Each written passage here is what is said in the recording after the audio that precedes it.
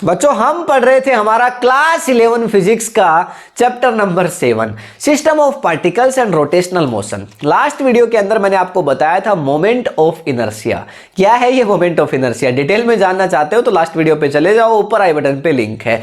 वैसे मैं आपको थोड़ा सा समझा देता हूं। जैसे कि मेरे पास कोई एक ट्रक है और एक कोई कार है। मैं ट्रक को धक्का मारूं और कार को धक्का मारूं। ट्रक को धक्का मारूंगा तो ट्रक हिलेगा भी नहीं, कार को धक्का मारूंगा तो धक्का दोनों को मैं ही मार रहा हूं, मतलब फोर्स मैंने सेम लगाया है, लेकिन ट्रक के और कार के मास में फर्क है। अगर मैं मास बढ़ा देता हूं तो मोशन धीरे हो जाती है, मास को कम कर देता हूं तो मोशन तेज हो जाती है। सही बात है। और अगर रोटेशन की बात की जाए तो देखो ये कार्ड है, ये कार्ड को मैं बदला नहीं, मैंने यहां बीच में मैंने सेंटर में देखो इसको रखा, सेंटर में रख दिया। इस बार देखो कितनी फास्ट रोटेट कर रहा है। फोर्स सेम लगाऊंगा, देखना अभी भी मैं फोर्स को नहीं बदलूंगा। देखो कार्ड भी मेरे पास वही है, कार्ड भी नहीं बदला है ना, अनकट वीडियो चल रहा है भाई। और यहां देखो, और इसको मैं यहां पे ऐसे मारा, अब देखो फोर्स सेम लगा रहा हूं, ये लो उससे ज्यादा फोर्स लगाता हूं, अब देखो इसके बाद भी रोटेशन उतना तेज नहीं हो रहा। मतलब यहां पे कोई तो एक ऐसी प्रॉपर्टी है जो इसको घूमने से रोक रही है। दोनों केसेस में कुछ तो डिफरेंट है, तो वही जो प्रॉपर्टी है वो है मोमेंट ऑफ इनर्शिया, जिसका फॉर्मूला हमने लास्ट वीडियो में फाइंड कर लिया था, I = mr स्क्वायर। m मतलब मास, r है वो मोमेंट आर्म है एक तरह से, यानी कितने डिस्टेंस पे जो चीज है उसकी बात होती है। तो इसको तो मैं रख देता हूं। और आज के वीडियो के अंदर हम बात करने वाले हैं उसी मोमेंट ऑफ इनर्शिया के बारे में। एक तो रोड के बारे में मोमेंट ऑफ इनर्शिया की बात करेंगे, और दूसरा हम बात करेंगे कि कोई रिंग हो अगर, तो उसका मोमेंट ऑफ इनर्शिया कैसे फाइंड आउट किया जा सकता है। देखो नंबर 1, हमें पता है मोमेंट ऑफ इनर्शिया I = होता है mr स्क्वायर। इस बात में ना तो मुझे डाउट है और ना ही आप लोगों को, अगर आपने लास्ट वीडियो देख लिया है। नहीं देखा है तो भाई मेरी रिक्वेस्ट है एक बार जाकर के आप उसको देख के आ जाओ। अब मेरे पास है कोई एक रोड की बात होगी सबसे पहले। तो ये है हमारे पास कोई एक रोड, ठीक है, ये हमारी रोड है, आयरन की रोड मान लो, मेटल की रोड मान लो, एक रोड है। और इस रोड का रोटेशन हो रहा है ना, इसके सेंटर ऑफ मास को मान लिया जाता है सेंटर में, इसके सेंटर ऑफ मास को ऐसे मान लिया जाता है सेंटर में है, ठीक है, ये एक फिक्स पॉइंट है। और अब इसका रोटेशन हो रहा है इस तरह से। इसको आप ऐसे समझना कि रोड के अंदर से हमने एक सुई को, एक निडल को डाला हुआ है ना भाई। वो एग्जांपल दोबारा बता देता हूं। देखो ये है हमारी रोड, ये हमारी रोड, और यहां पे ये है हमारा एक्सिस ऑफ रोटेशन। ये है हमारी रोड और ये है हमारा एक्सिस ऑफ रोटेशन। पर यहां पे बनाऊं कैसे? तो ये पॉइंट आपको ऐसे नजर आ रहा है, ये पॉइंट आपको ऐसे नजर आ रहा है, समझ पा रहे हो ना। तो हमारी रोड के बीच में ये है हमारा एक्सिस ऑफ रोटेशन, ठीक है। अब हमारी जो रोड है वो रोटेट कर रही है, तो यहां पे है एक्स एक्सिस और ऊपर की तरफ है वाई एक्सिस, और यहां पे जेड एक्सिस होता है तो उसको दिखाने के लिए साइड में दिखाया जाता है जेड एक्सिस। ये एक सिचुएशन है, ये है सिचुएशन नंबर 1। एक सिचुएशन दूसरी भी है जिसमें हमारी रोड है ना, उसको बिल्कुल यहां सेंटर से रोटेट, ये रोड तो ऐसे रोटेट करेगी, ऐसे रोटेट कर रही होगी, मतलब यहां पे मेरा एक्सिस ऑफ रोटेशन है, इस केस में तो ऐसे होगा ना, वैसे एक्सिस ऑफ रोटेशन ना, रोड ऐसे रोटेट कर रही है। इसको खड़ा कर देता हूं सीधा, ये एक्सिस ऑफ रोटेशन है, यहां पे मेरी रोड है ऐसे रोटेट कर रही है, ऐसे रोटेट कर रही है, समझ पा रहे हो। एक सिचुएशन ऐसी है जब मैं बिल्कुल किनारे पे इस पॉइंट को फिक्स कर दूं, यानी वो जो पॉइंट है ना मैंने उसके बिल्कुल किनारे पे रख दिया इस बार। तो भाई इस सिचुएशन में ये हो जाएगा कि ये तो है हमारी रोड, ये तो है हमारी रोड, और जो हमारा फिक्स पॉइंट है वो बिल्कुल अब सेंटर में नहीं है, अब वो पॉइंट है यहाँ पे साइड में। ये हमारा फिक्स पॉइंट है, ये एक्सिस ऑफ रोटेशन है और इसके चारों तरफ ये रोटेट करेगी। जब ये इसके चारों तरफ रोटेट करेगी, अगर इसके चारों तरफ रोटेट करेगी तो यहाँ पे एक्स एक्सिस भी होगा, वाई एक्सिस भी और जेड एक्सिस भी। तो यहाँ पे तो मान लिया हमने एक्स एक्सिस, और यहाँ पे हमारा हो गया वाई एक्सिस, और यहाँ पे हमारा हो गया जेड एक्सिस। इस बार ये पॉइंट है ना बिल्कुल किनारे पे है, ऐसा मान लेते हैं। इस रोड का मास हम मान लेते हैं एम मास मान लेते हैं। लेट जो मास है वो तो कितना है m, और जो लेंथ है, जो रोड की लेंथ है वो कितनी है l। रोड का मास हमने मान लिया है m, रोड का मास कितना है, m है, और रोड की लेंथ कितनी है, l। क्लियर हो गई ये बातें। अब दोनों सिचुएशन के अंदर हम चाहते हैं कि भाई मोमेंट ऑफ इनर्शिया को फाइंड किया जाए। रोड के बारे में मोमेंट ऑफ इनर्शिया की बात कर रहे हैं, उसके बाद हम रिंग की बात करेंगे। तो यार रोड के लिए इस सिचुएशन में जो मोमेंट ऑफ इनर्शिया है उसके लिए फॉर्मूला होता है ml² डिवाइडेड बाय 12। और इस सिचुएशन में मोमेंट ऑफ इनर्शिया का फॉर्मूला इससे 4 गुना कम होता है, ये होता है ml² डिवाइडेड बाय 4। ये कैसे, 4 नहीं 3 है ना, 3। तो यार ये कैसे हो गया भाई, ये कैसे किया आपने? देखो कैसे किया, समझना पड़ेगा इस बात को। यहां पे तो है ml² अपॉन में 12, यहां पे है ml की मतलब ml² अपॉन में 3। तो ये डिफरेंस क्यों, दोनों में सेम क्यों नहीं होता? तो इसके लिए हम फाइंड करते हैं। देखो रोड है, रोड का रोटेशन हो रहा है। रोड को आप ऐसे ऊपर से देख रहे हो, ऐसे ऊपर से भाई रोड ऐसे रोटेट कर रही है, आप ऐसे ऊपर से देख रहे हो, तो कैसी दिखेगी, कैसी दिखेगी? सिचुएशन क्रिएट करते हैं, कैसी दिखेगी। देखो ये है आपकी रोड, ये है रोड, ठीक है, ये रोड है, और आप जैसे ऐसे ऊपर से देखोगे तो जेड एक्सिस यहाँ होती है, जेड एक्सिस ऐसे साइड में थोड़ी होती है यार, वाई एक्सिस तो ऐसे साइड में होगी, वाई एक्सिस साइड में, वाई एक्सिस तो ऊपर की तरफ होगी ना, ऊपर की तरफ। ये एक्स एक्सिस होगी, ये एक्स एक्सिस, वाई एक्सिस ऐसे होगी ऊपर की तरफ, ऐसे होगी ना, लेकिन वो दिखेगी नहीं। वाई एक्सिस थोड़ी दिखेगी, ऐसे ऊपर से देख रहे हो, वाई एक्सिस थोड़ी दिखेगी ना। यहाँ पे होगी इस साइड में जेड एक्सिस, या इस साइड में भी जेड एक्सिस, इधर प्लस जेड इधर माइनस जेड, ऐसा ही होगा। तो हम इसको ऐसे बना सकते हैं। अब ये फॉर्मूला आप जानते हैं तो मैं इसको रफ कर दूं, ठीक है, आप चाहते हो तो चलो रहने देते हैं इसको, है ना। तो रोड का हो रहा है रोटेशन, और यहाँ पे इधर तो आपको नजर आएगी एक्स एक्सिस, और इधर आपको नजर आएगी सेंटर पॉइंट है ना, ये है एक्सिस ऑफ रोटेशन, और यहाँ आपको नजर आएगी जेड। और ऐसे रोटेशन हो रहा होगा, ऐसे रोटेशन इसका हो रहा होगा, इस तरह से इसका रोटेशन हो रहा होगा, ठीक है ना। तो भाई रोड हमारी रोटेट कर रही होगी, ऐसे घी हमें ऊपर से नजर आ रही है, बीच में हमने सेंटर ऑफ मास रखा हुआ है ऐसे बीच में, और ऐसे रोड रोटेट करने लग रही है, हम देख रहे हैं, है ना, ठीक है। चलो अब यार बात ये है, हमें मोमेंट ऑफ इनर्शिया चाहिए पूरी रोड का। तो यार देखो मोमेंट ऑफ इनर्शिया का फॉर्मूला है mr², बिल्कुल सही बात है। देखो m तो है मास, जिस पार्टिकल का रोटेशन हो रहा है उसका, r है उसकी फिक्स पॉइंट से डिस्टेंस, मोमेंट आर्म, ऐसा ही होता है। तो अगर मैं बोलूं कि यहां पे मेरे पास ये कोई एक पॉइंट है, इस रोड पे मेरे पास ये कोई पॉइंट है, अब ये रोड तो अनगिनत पॉइंट से बनी हुई है भाई, कितने सारे पॉइंट से बनी होगी, छोटे छोटे कण होंगे, छोटे छोटे पार्टिकल्स होंगे, जिनसे मिलकर के रोड बनी होगी। और हर पार्टिकल का मोमेंट ऑफ इनर्शिया अलग है, क्योंकि हर पार्टिकल का मास भी अलग है, और हर पार्टिकल का, चलो मास सेम भी मान लो, तो उसके बाद भी देखो यार आर की वैल्यू तो हर के लिए अलग अलग है। देखो इस पॉइंट के लिए आर ये है, अगर ये पॉइंट होता तो आर ये होती, अगर ये पॉइंट होता तो आर ये होती, ये वाला पॉइंट होता तो ये आर होती। तो यार हर पॉइंट के लिए आर की वैल्यू अलग अलग है। तो यार पूरी रोड का एक मोमेंट ऑफ इनर्शिया कैसे हो सकता है, उसको फाइंड करना पड़ेगा। तो मैं इस पूरी रोड का एक छोटा सा पॉइंट मान लेता हूं, छोटा सा पॉइंट, छोटा सा टुकड़ा मान लेता हूं dx, ठीक है। यहां पे मेरे पास ये पूरी l लेंथ की रोड है, और मैंने एक छोटा सा टुकड़ा मान लिया है dx, इसका एक छोटा सा टुकड़ा है dx, और मान लिया है ये x डिस्टेंस पे है, मान लिया है ये x डिस्टेंस पे है, छोटा सा टुकड़ा है और फिक्स पॉइंट से x डिस्टेंस पे है। इस टुकड़े का मास कितना होगा, इस पॉइंट का मास कितना होगा, छोटा सा पॉइंट, जो छोटा सा टुकड़ा मैंने माना है ना, इसका मास कितना होगा? भाई देखो पूरी रोड का मास m है, पूरी रोड का मास कितना है, m है। देखो यूनिटरी मेथड पढ़ा होगा आपने। देखो पूरी जो l लेंथ की रोड है उसका मास है m, बिल्कुल ठीक। तो भाई यूनिट लेंथ का मास कितना होगा, m अपॉन में l। और मैं किसकी बात कर रहा हूं, मैं बात कर रहा हूं कि dx टुकड़े का मास कितना होगा। तो यार जो dx टुकड़े का मास होगा वो हो जाएगा dm, और ये कितना हो जाएगा m अपॉन में l इंटू में dx। मैंने गलत तो नहीं किया, बिल्कुल सही किया, सही बात है भाई। l लेंथ की रोड का मास m है, तो यूनिट का कितना होगा m बाई l, और dm का कितना होगा m अपॉन में l, यानी dx टुकड़े का कितना होगा, dx यहाँ पे dx ही लिख देता हूँ, खामखा कंफ्यूज हो जाओगे।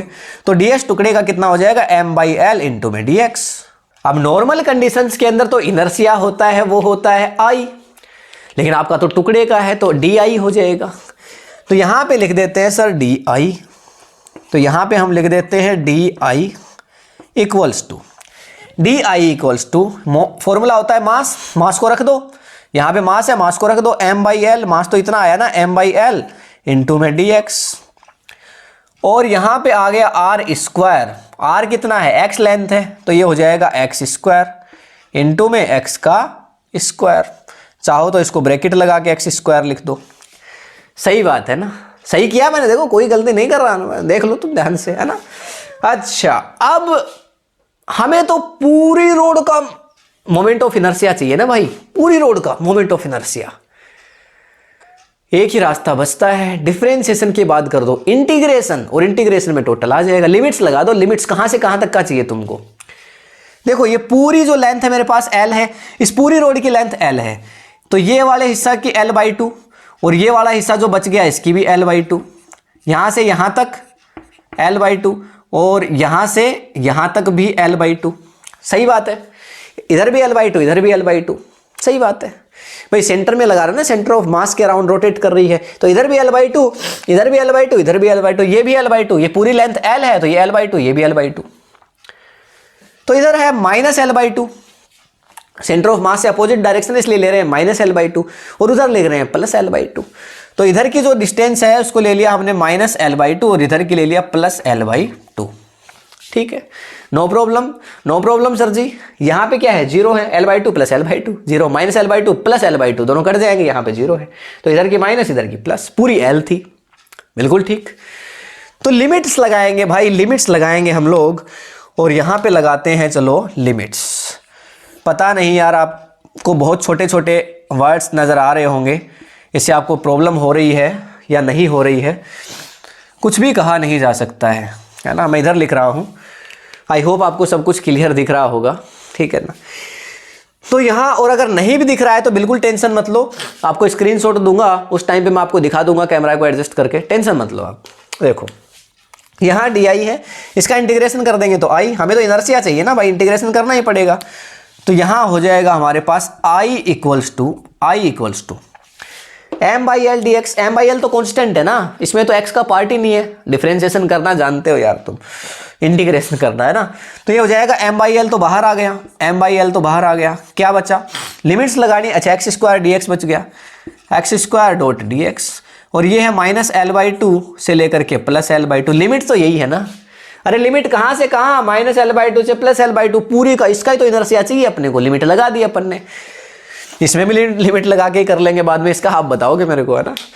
तो देखो यहाँ से हमारे पास आया x² का इंटीग्रेशन x⁻³ 3, ठीक है। तो यहाँ i इक्वल्स टू हम लिख सकते हैं m बाई एल, ये तो सेम रह गया, और ये हो जाएगा x⁻³ 3, और इसकी लिमिट हो गई है -l/2, और ऊपर भी आ गया l/2। फॉर्मूला होता है upper limit minus lower limit. 3 को बाहर निकाल देता हूँ, तो 3 को जैसे ही हमने बाहर निकाला, i इक्वल्स टू हो गया m/3l, 3 को बाहर निकाल लिया, और ये हो गया x⁻3, तो x की जगह पे एक बार l/2 लिख दो, तो l/2⁻3, तो ये हो गया l⁻3/8, तो ये हो गया l⁻3/, 2 को 3 करोगे तो 8 हो गया, माइनस, ये माइनस है ना, और ये माइनस से लेकर के थी ना, upper limit minus lower limit, तो माइनस। अब यहाँ हो जाएगा l⁻3/8, और यहाँ भी माइनस आएगा, ये माइनस है ना, फॉर्मूले में होता है एक माइनस, तो फॉर्मूले में होता है upper limit minus lower limit, और एक लिमिट में है माइनस, तो यहाँ पे हो जाएगा माइनस का माइनस प्लस, और 8 एलसीएम आएगा, तो 2l⁻3/8, तो l⁻3/4, तो यहाँ से जो बचेगा l⁻3/4, भाई मुझे रफ करना पड़ेगा, मेरे पास कोई रास्ता नहीं बचा है, तो यहाँ रफ करूंगा एक बार में, है ना, इसको रफ करूंगा क्योंकि ये डायग्राम मैंने इधर बना लिया है, तो कोई दिक्कत नहीं आएगी। इसका स्क्रीनशॉट ले लो एक बार। तो देखो हमें l², यहां से मैं इसको रफ कर रहा हूं, हमें ml²/12 लेके आना है ना, जो मैंने आपको बताया था, ml²/12 लेके आना है ना। तो भाई यहां से यहां लिखेंगे, अब यहां लिखेंगे देखो, तो यहां पे एलसीएम 8 आया, एलसीएम 8 आया, चलो एलसीएम 8 आया या जो भी आया। भाई ये लाइन ना मेरे से कभी सीधी नहीं खिंचती है, और तब जब टेढ़ी खिंचती है तो मुझे बड़ा बुरा लगता है, मुझे इसको सीधा करना ही पड़ेगा। अब यहां लिखते हैं, देखो यहां 8 एलसीएम आएगा, एल की पावर 3 प्लस एल की पावर 3 कितना हो गया 2 एल की पावर 3 अपॉन में 8, तो एल की पावर 3 अपॉन में 4 मल्टीप्लाई करोगे तो एम एल की पावर 3 एल स्क्वायर, एल से एल कट जाएगा तो आई इक्वल्स टू आ जाएगा एम एल की पावर 3 अपॉन में 3 और इंटू में 4 तो 12 एल, एक एल से एक एल मतलब 3 में से एक एल कम हो गया तो कितना आ गया आई इक्वल्स टू आ गया है एम एल स्क्वायर अपॉन में 12। अरे वाह, यही तो लेके आना था, एम एल स्क्वायर अपॉन में 12। This is our answer. ये फॉर्मूला लगा दिया करो जब आपको पूछे, क्या पूछे, मोमेंट ऑफ इनर्शिया पूछे, मास रख दो, लेंथ का स्क्वायर करके रख दो, अपॉन में रख दो 12, तो रोड का मोमेंट ऑफ इनर्शिया बड़े आसानी से निकाल लोगे। पर जब रोड का सेंटर ऑफ मास के अलोंग रोड रोटेट कर रही हो, अगर कर रही हो थोड़ा सा साइड में, देखो यहां ऐसे साइड में कर रही है, इस पॉइंट को फिक्स कर दिया, ऐसे रोड रोटेट कर रही है, यहां पे इस बार एक्सिस ऑफ रोटेशन है, क्या करें, देखो ध्यान से सुनो, पहले स्क्रीनशॉट लो, देखो सुनो अब ध्यान से। इस वाले केस के लिए क्या होगा, सब कुछ सेम होगा, सब कुछ सेम होगा, बस लिमिट चेंज होगी। इसमें भी एक टुकड़े का मास कितना आएगा, इसमें भी एक टुकड़े का मास dx टुकड़ा, इसमें से dx टुकड़ा उठाओगे, जैसे इसमें तुमने dx टुकड़ा लिया था, उसका मास m बाई एल इंटू में dx ही आएगा। यहां तक सब कहानी सेम होगी। यहां पे जब माइनस एल बाई टू, जब तुमने लिमिट ली थी ना, इधर एल बाई टू इधर एल बाई टू, अब यहां पे है आपका ये पॉइंट यहां खिसक चुका है, तो ये पूरी एल होगी, तो 0 से लेकर के एल, बस लिमिट बदलेगी, बाकी कुछ नहीं बदलेगा। बदल दो लिमिट को, बदल दो बदल दो बदल दो, बदल देते हैं, ये लो बदल देते हैं। यहां पे 0 से लेकर के लिमिट हो जाएगी एल, बाकी कुछ भी नहीं बदलेगा। अगर सर पॉइंट मास को यहां दे दिया होता, इधर की डिस्टेंस देखना कितनी है, L/4 है क्या, L/4, उधर की कितनी है वो देख ले, लगा दे उतनी सी लिमिट, लिमिट लेकर के लगा दो, लिमिट का ध्यान रख लेना बस, बाकी सब सेम है। चलो देखो I equals to M by L सब सेम होगा, यहाँ पे x/3 अपॉन में 3 आएगा, लेकिन लिमिट बदल जाएगी। लिमिट कितनी हो जाएगी, 0 से लेकर के l, लिमिट हो गई 0 से लेकर के l, 0 से लेकर के l लिमिट हो गई।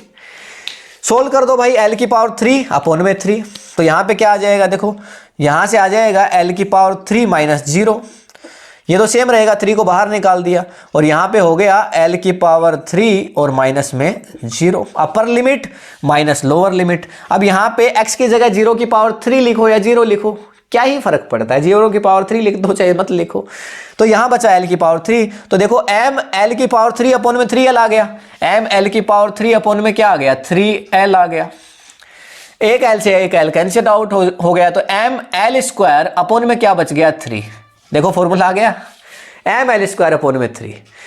लेकिन इसके लिए ये डायग्राम नहीं है, ध्यान रखना, इसके लिए डायग्राम क्या है, अब जो रोटेशन हो रहा है ना वो कहाँ से हो रहा है, ये हमारी रोड है, ये हमारी रोड है, हमने जो पॉइंट फिक्स कर रखा है वो बिल्कुल कॉर्नर पे कर रखा है, तो इसलिए तो लिमिट ली 0 से l, और इसके लिए निकालना चाह रहे हैं, तो ये इसका रोटेशन होगा, यहाँ पे होगी हमारी x एक्सिस, और यहाँ पे दिखाई देगी हमें कौन सी एक्सिस, z एक्सिस, और यहाँ पे ऐसे रोटेशन होगा, ऐसे ऊपर से देख रहे हैं इसको भी। हम स्क्रीनशॉट ले लो, फिर आगे रिंग की बात करता हूँ। ये तो रोड की बात थी कि रोड के लिए सेंटर ऑफ, यानी अरे यार क्या बोल रहा हूँ, रोड के लिए मोमेंट ऑफ इनर्शिया कैसे फाइंड आउट करोगे, ऐसे कर सकते हो। और अब बात करेंगे रिंग के लिए कैसे फाइंड कर सकते हो, इसका स्क्रीनशॉट ले लो। अब हम बात करते हैं कि मोमेंट ऑफ इनर्शिया किसी रिंग के लिए आप कैसे फाइंड आउट करोगे। एक रिंग है, ये है हमारा एक्सिस ऑफ रोटेशन, और इसके चारों तरफ एक रिंग है वो रोटेट कर रही है, समझ पा रहे हो, ये है हमारा एक्सिस ऑफ रोटेशन, ये है हमारी रिंग, इसको गोल मान लो आप, एक रिंग है ये हमारी, और ये रिंग हमारी रोटेट कर रही है, ये रिंग है ना वो हमारी रोटेट कर रही है, ये एक्सिस ऑफ रोटेशन है, रिंग रोटेट कर रही है। तो इसका मोमेंट ऑफ इनर्शिया कैसे निकालोगे, देखो तो बीच में हमारा एक्सिस ऑफ रोटेशन है, ये है हमारा एक्सिस ऑफ रोटेशन, ठीक, और हमारी रिंग है वो रोटेट करने लग रही है, मान लो इस तरह से हमारी रिंग रोटेट कर रही है। हमारा मोमेंट ऑफ इनर्शिया का फॉर्मूला क्या होता है, लिखो लिखो जल्दी से लिखो। Moment of inertia, moment of inertia मतलब I equals to M R square. लेकिन ये फॉर्मूला किसके लिए है? जब कोई एक पार्टिकल रोटेट करे उसके लिए। जब कोई एक पार्टिकल रोटेट करे तो आप फॉर्मूला लगाते हो आई एम स्क्वायर, ये लगाते हो, ठीक है। रिंग में तो बहुत सारे पार्टिकल्स है ना, रिंग में तो बहुत पार्टिकल्स हैं। देखो ये एक पार्टिकल है, ये एक पार्टिकल है, ये भी एक पार्टिकल है, ये भी एक पार्टिकल है, ये भी एक पार्टिकल है, ये भी एक पार्टिकल है, ये भी एक पार्टिकल, ये भी एक पार्टिकल, ऐसे बहुत सारे पार्टिकल्स हैं रिंग में तो, जो सारे के सारे एक साथ रोटेट कर रहे हैं। सही बात है, बिल्कुल ठीक बात है। लेकिन यार हम एक पार्टिकल की बात करें तो हमारा ये फॉर्मूला हो जाता है I equals to M R square. अगर मैं कह दूं वही पार्टिकल को, माना let if the particle is split into two particles, if particle, अगर पार्टिकल को बांट दिया जाए, if particle is splitted, if particle is splitted into two smaller particles,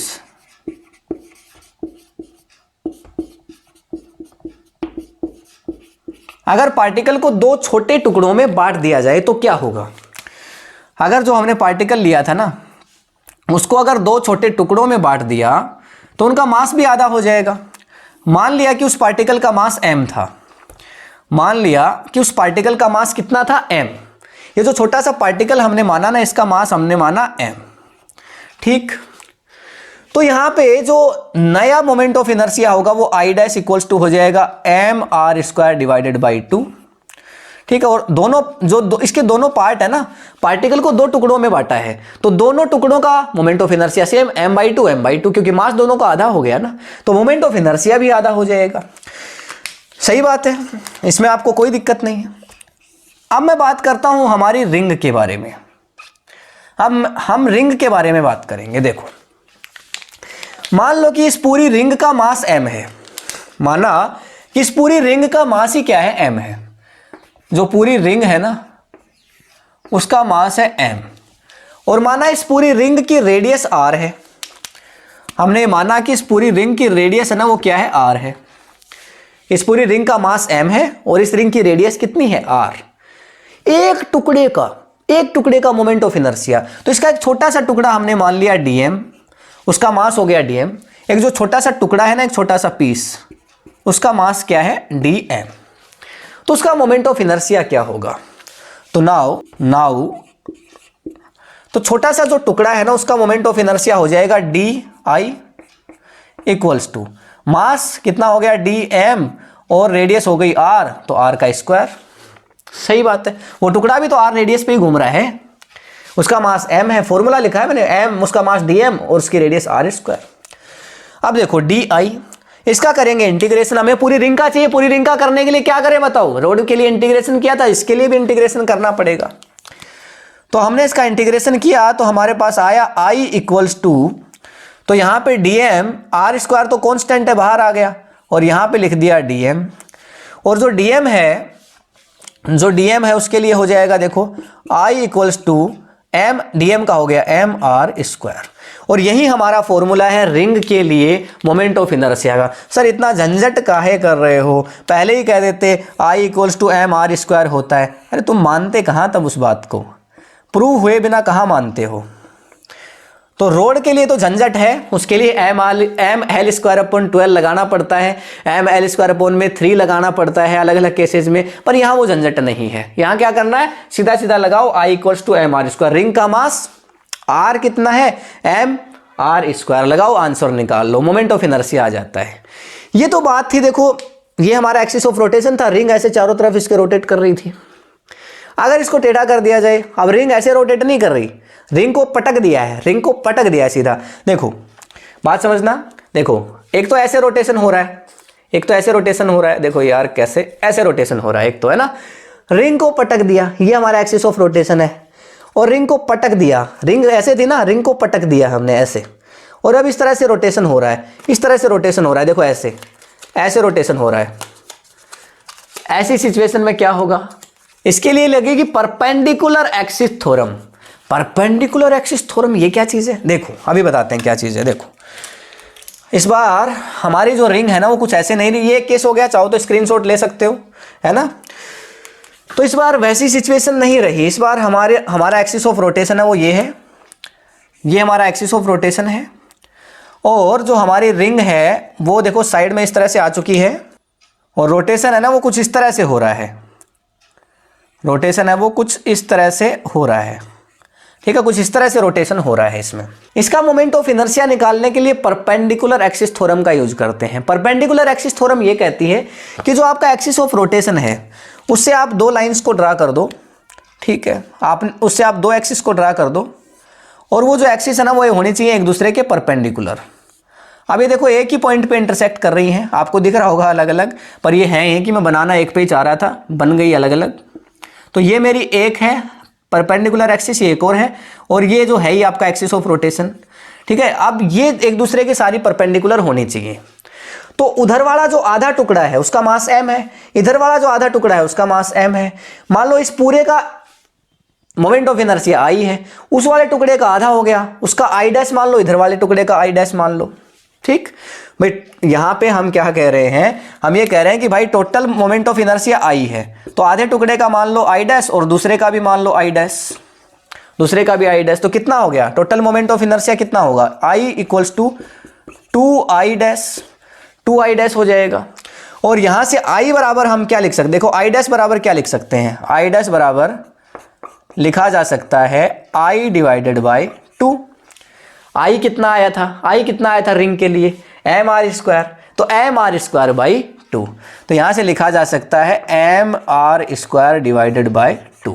तो एक रिंग अगर ऐसे रोटेट कर रही है, अगर इस तरह से रोटेट कर रही है और तब आपको मोमेंट ऑफ इनर्शिया पूछा जाता है, तो आप लगाओ mr² बाई 2। हाँ, एक्सिस ऑफ रोटेशन बिल्कुल सेंटर ऑफ मास के अलोंग है, ऐसे रिंग रोटेट कर रही है mr² बाई 2। अगर ऐसे बिल्कुल रिंग को पटक दिया गया है और फिर रिंग ऐसे रोटेट कर रही है, ठीक है, ऐसी सिचुएशन में मतलब रिंग को है ना पिरो दिया गया है, रिंग के अंदर से एक्सिस ऑफ रोटेशन को पिरो दिया है अंदर से, समझ गए ना। तो ऐसे अगर रोटेशन हो रहा है तो mr² divided by 2, no problem, screenshot ले लो।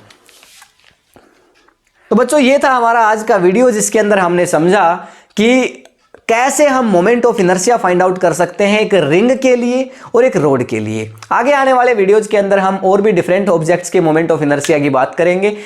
अगर ये वीडियो आपको इन्फॉर्मेटिव लगा है, आप अपने फ्रेंड्स के साथ शेयर कर सकते हैं, इस वीडियो को लाइक कर सकते हैं, और साथ ही इस चैनल को कर लो सब्सक्राइब और बेल आइकन को प्रेस कर लेना, ताकि आपको नोटिफिकेशंस मिलते रहें। हम मिलेंगे आपसे नेक्स्ट वीडियो के अंदर, तब तक के लिए जय हिंद, जय भारत।